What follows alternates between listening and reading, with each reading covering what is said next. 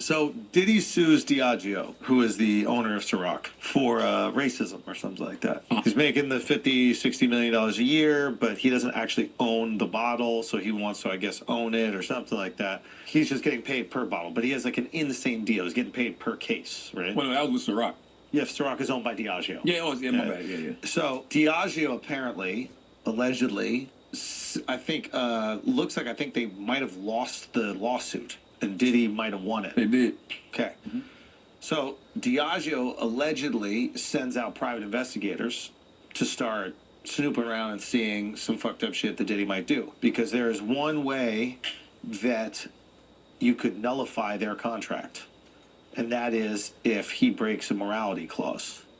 Because a lot of times contracts have morality clauses. Mm-hmm. So if you are charged with a federal crime, that might be enough to break your contract. So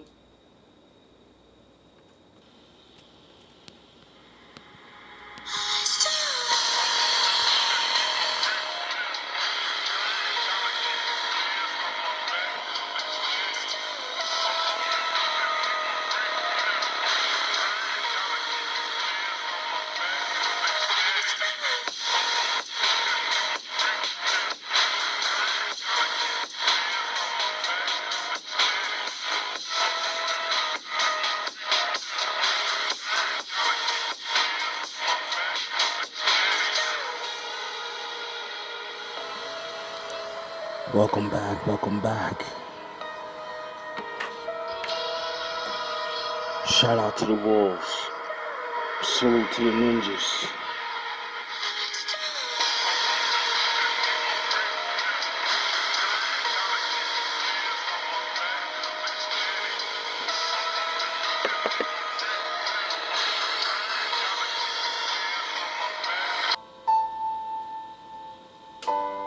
God is calling you.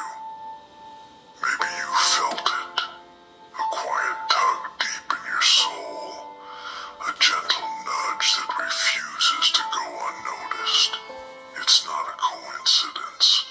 And it's not just your imagination. It's Him. Reaching out to you in the midst of all the chaos, the noise, and the confusion. Life can feel overwhelming, can it? Like an endless storm, battering you from all sides, drowning out everything else. Your peace, your dreams, your sense of direction. You spend so much time fighting just to survive, to keep your head above water, that you barely have a moment to catch your breath. But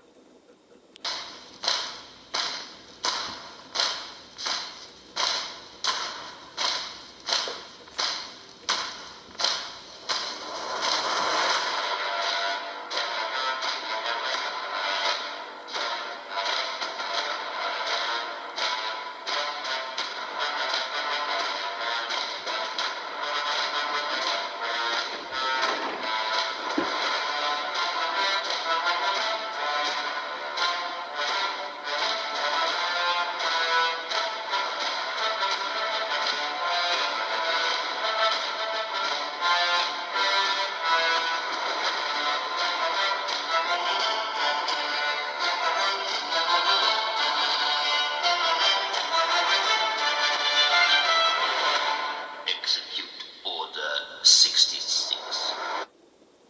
catch your breath. But even in the storm, if you listen closely, you'll hear it. His voice. It's not loud or forceful. God doesn't yell over the chaos or demand your attention. No. His voice is different. Soft. Steady. Unwavering. It whispers to your heart in a way that's impossible to ignore. A quiet reminder that no matter how far you've wandered or how lost you feel, you're not forgotten. He's calling you because He knows you. Not just the surface version of you, the one you show the world. He knows the real you.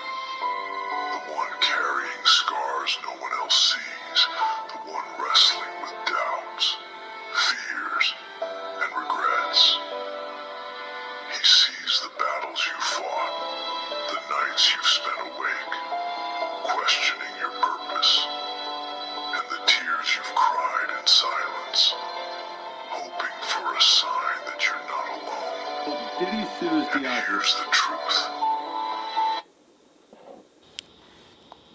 You've never been alone, even in your darkest moments, when it felt like no one saw you or cared. When Green Lantern lands in an unknown desert, his ring warns him that its power level is approaching 0%. Not knowing if he can breathe in the planet's atmosphere, Hal instructs the ring to conserve energy. With just enough power left to send 3 messages, Hal knows he must choose carefully. First, he reaches out to the Green Lantern Corps, telling them he's stranded in an unknown location and requires immediate assistance. In case the message reaches them too late, he wants them to know that it has been an honor to serve alongside them. Next, Hal sends a message to Batman, admitting that he has always wished he was as smart as Bruce. He confesses that he often feels unworthy of the ring, and envies Bruce's ability to achieve greatness without one. Hal acknowledges that Bruce made himself into the man he is, while he feels like he took a shortcut. He ends the message by thanking Bruce for teaching him humility. Saving the most important message for last, Hal reaches out to Carol Ferris. As the ring's power is running out, he tells Carol he loves her. Knowing his fate is uncertain, he encourages her to find happiness and move on with her life. When his ring is depleted and his green suit fades away, Hal When it felt like no one saw you or cared, he was there, watching, protecting, waiting. He was there when you felt abandoned, when the weight of life pressed so hard on your chest, you could barely breathe. notices he can breathe normally. He sprints up a nearby hill and is stunned to see the bright lights of Las Vegas before him. He quickly asks his ring if it can pull those messages back, but unfortunately, it's too late for when Green Lantern lands. And he's here now, calling you back to him. Because God doesn't give up on his children. No matter how far you've strayed, no matter how many mistakes you've made, his love remains constant. The Chris Tucker that we got now is Epstein Island Chris Tucker, not Smokey. Oh Lord! You don't think they asked Chris Tucker to come back in the second Friday? Chris was allowed to make the decision. At the time that this is happening, Cat Williams is known for smoking weed. Willie Nelson is known for smoking weed. Right. Snoop's known for smoking weed, but none of us is really known except Willie. And I'm saying, Chris Tucker didn't want to be the poster child for smoking weed. He don't smoke weed like that. Right. He in the church. He Michael Jackson's best friend. Christmas. Michael Jackson called him Christmas. You ever met a man that gave you a little nickname like that? No. Me neither.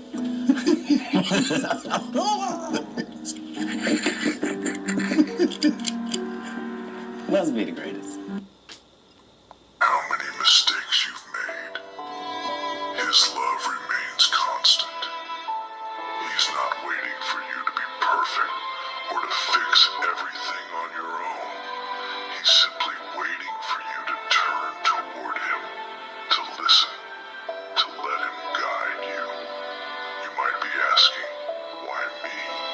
Why now? But the question isn't why, it's why not? Why not now? Why not you? There's no right moment to answer God's call. There's only this moment, the one you have right now. Because no matter how broken you feel, no matter how far you think you've fallen, his grace is greater, his love is stronger, and his call is unshakable. You can call it God, you can call it the nature, you can call it the universe, no matter what.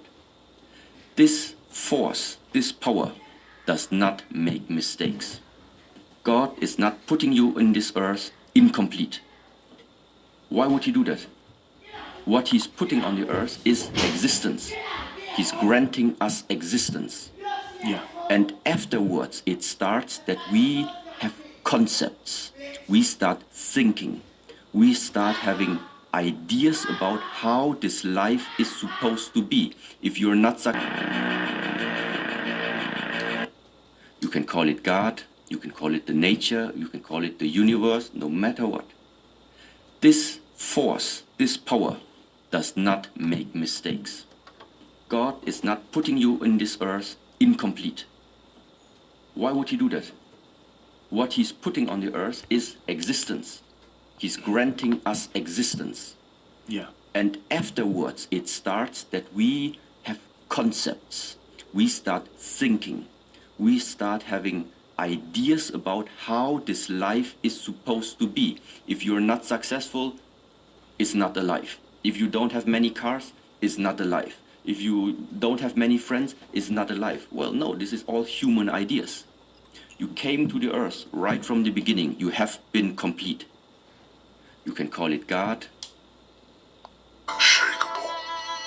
So take a moment, breathe, let the noise of the world fade for just a second, and listen. That quiet pull in your heart, that's him. That's God reminding you that you're his, that you're loved, that you're enough. And now, it's time to listen. It's time to take that first step toward him, toward healing, toward the life he's calling you to live. Because the truth is, God doesn't call us to a life of ease. He calls us to a life of purpose, a life where, even in the storms, we know we're not walking alone, a life where his voice, his love, his guidance becomes the anchor that steadies us when everything else feels uncertain. God is calling you. No matter what you've been through or how far you've wandered, he's never stopped. I done got played so many times for being nice. Listen to me. For being nice. That's not why you got played. Give it to me. Give me the lesson. You got played because they didn't want to believe it. Damn, what you mean? Please expound. People don't want to believe that people are really nice. People don't want to believe that people are really kind. All of us are struggling with our humanity. All of us got to guard up with everybody. So there's always people that are, no matter how good you treat them. Matter of fact, some people, the better you treat them, the worse they behave. They don't want to believe it's real. You can't be real. No, everybody's what do you mean you? And then they try to find ways to push those buttons to bring that negative side of humanity out. I done got played.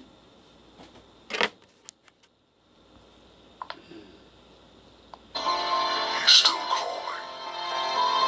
The question is, will you answer? It's hard to hear God's voice when you're buried under the weight of pain, isn't it? When life feels like it's doing everything it can to break you, to convince you that you're not enough, that you're too far gone to be saved. You've been there, haven't you? Those moments when the world feels unbearably heavy, when every step forward feels like dragging a mountain behind you. You've questioned everything, your purpose, your strength, even your worth. And in that pain, in that darkness, it's so easy to believe the lies. Lies that tell you you're forgotten, unworthy, beyond redemption. But let me tell you something about God. He doesn't see you the way the world sees you. The world sees your mistakes, your failures, the times you've fallen short. God, he sees your heart. He sees your struggle, your potential, your resilience. He sees the person you're becoming, not just the person you've been. When you're in your 20s, you don't care what people think. And when you're in your 30s, you're very sensitive. to what people think. And then you get into your 40s. And in your 40s, you realize the great truth is that no one was ever thinking about you at all. And that's the fact. Nobody ever thinks about us at all. And there we are. We're so terrified of doing what we really want to do because of what they might say or think. So we stay in that.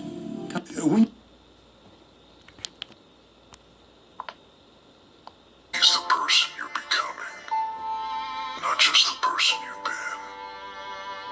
You might feel like you're not enough, like you made too many mistakes, taken too many wrong turns. But here's the thing, God doesn't call the perfect. He doesn't wait for you to have it all together before he reaches out to you. No, he calls you as you are, broken, flawed, human, because his grace, it's bigger than your failures. His love, it's stronger than your pain. The pain you're feeling right now, it's not a barrier to God's call. It's the very thing he wants to heal. The struggles you're facing, they're not evidence that he's forgotten you. They're proof that he's working in you, refining you, preparing you for something greater.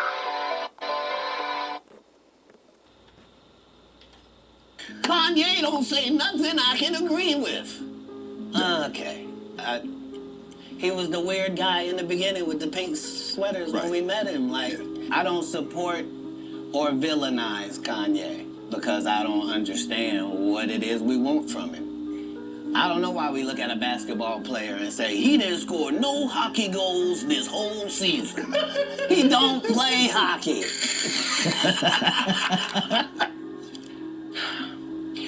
This dude started a church and kept cussing.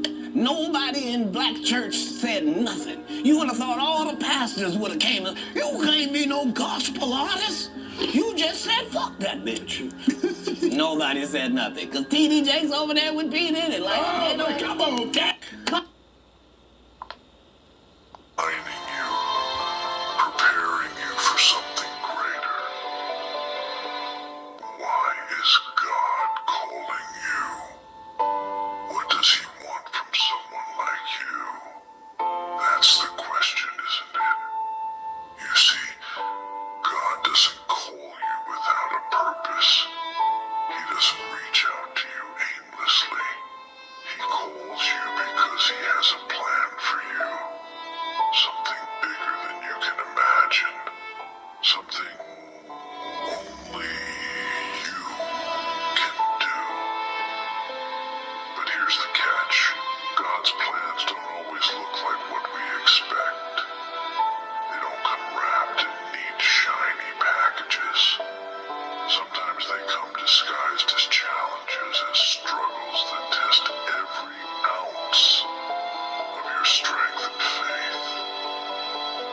Maybe you've been through things that don't make sense, losses that seem unfair, pain that feels meaningless.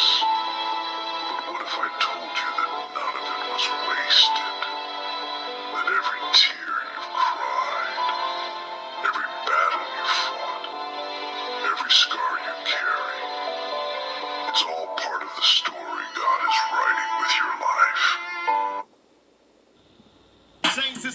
The fallen angel statue discovered in Russia. What? This is the creepiest thing I've seen in a good minute. There's these dudes, Russian dudes, in Serbia, Siberia. They work in a gravel quarry or something. They were just digging and they found this ginormous statue of this crazy, evil-looking angel with its like hood down, but like its eyes and its these giant wingspan things, and it's like holding a shield, and it was kneeling. And these dudes standing up beside this statue, their heads didn't even go past the statue's head, and it was kneeling down. Ew. And it looks, the detail on it is like exquisite. Like it looks like a angel or man thing that was like frozen in time, like it like fell in a concrete bath or something. What does that mean?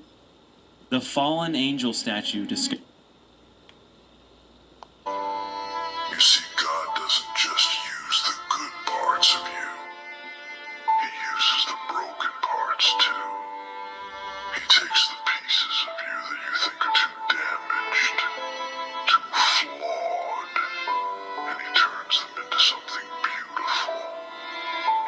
just see your potential. He sees the impact you can have, the lives you can touch. To answer my question. What is the best lesson you learnt from your parents? That's a really, really interesting question. I think there were...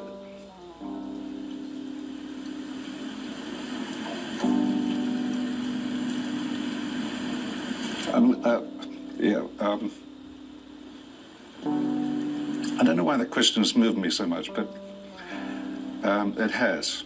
My parents were of the generation that went through a lot of things. They went through the Depression. My mother lost her father in the First War, so she grew up without her father. Yeah, so they went through a lot of stuff. But they were very stoic people. And I'd had a year at university where I'd done bugger all. I was acting in plays and trying to find a girlfriend and things like that. So it came to exam time, and I realized I'd done almost no work. It got me very anxious. Anyway, I got home, and Mum said, "How are you, darling?" And I said, "Oh, Mum, I think I'm having a breakdown, and I've got exams in a couple of weeks, and I don't know how I'm going to go."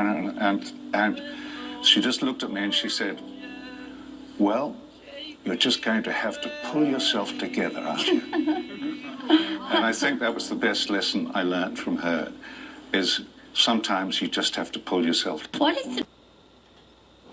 A lot of people want to make you feel like you're crazy just because you can read them. You know what I'm saying? People will make it seem like you're over-exaggerating, you're bugging. What made you think that? What made me think that is my body recognized everything you're trying to do. I already know what you're thinking about. I already know the next move and your next move. I'm so in tune with myself that it allows me to be in tune with you. I'm reading you. I know everything about you. I know what direction, I know the angle, I know your approach, and I'm not going for it. So people are trying to make you seem crazy because you're that in tune. But value your intuition, value your insight, value the signals that go off because of the signal. A lot of people want...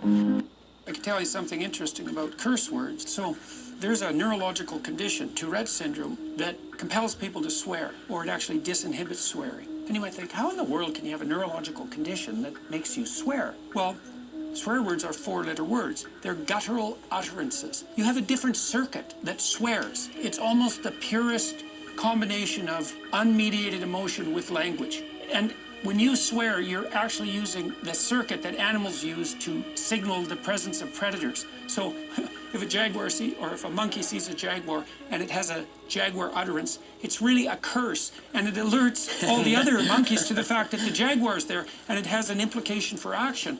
And what happens in Tourette's is the structure that would integrate or inhibit that more primordial linguistic system is not functioning. And so what it means is that as the curse words re-enter the lexicon, it's the collapse of the integration structure that keeps those animal utterances under control. That's literally what's... I can tell you. Hollywood has never heard this in 100 years. The unhappiest people of the world are those in the watering places, the international watering places like the south coast of France and Newport and Palm Springs and Palm Beach, going to parties every night, playing golf every afternoon, then bridge, drinking too much, talking too much, thinking too little, retired, no purpose. And so, while I know there are those who totally would disagree with this and say, gee, boy, if I could just be a millionaire, that would be the most wonderful thing. If I could just not have to work every day, if I could just be out fishing or hunting or playing golf or traveling, that'd be the most wonderful life in the world. They don't know life, because what makes life mean something is purpose, a goal, the battle, the struggle. Even if you don't win, the unhappiest people of the world are... The human body replaces 98% of all the atoms in 1 year. You make a new liver every 6 weeks, a new skin once a... If you ever...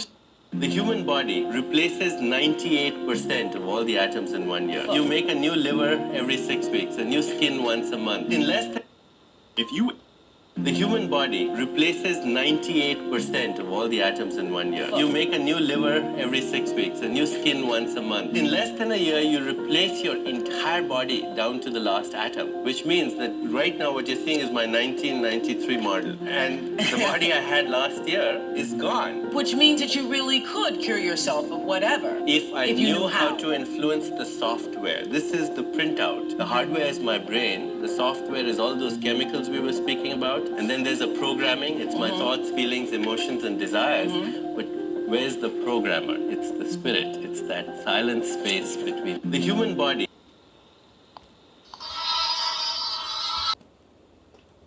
This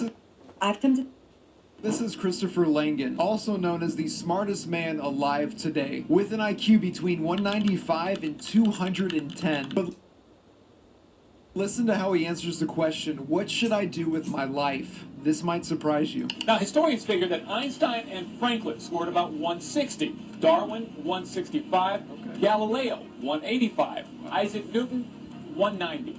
That means Langan could possibly be the smartest person in the world. Before I let you go, people are going to be asking, what should I do in my own life? Even maybe beyond any political questions. Search for God. Ask God to establish a personal relationship with you. It's available. You're attached to God by your soul. Okay, there's this soul that attaches you to God. You can receive the will of God into yourself. And to some extent, the power of God into yourself.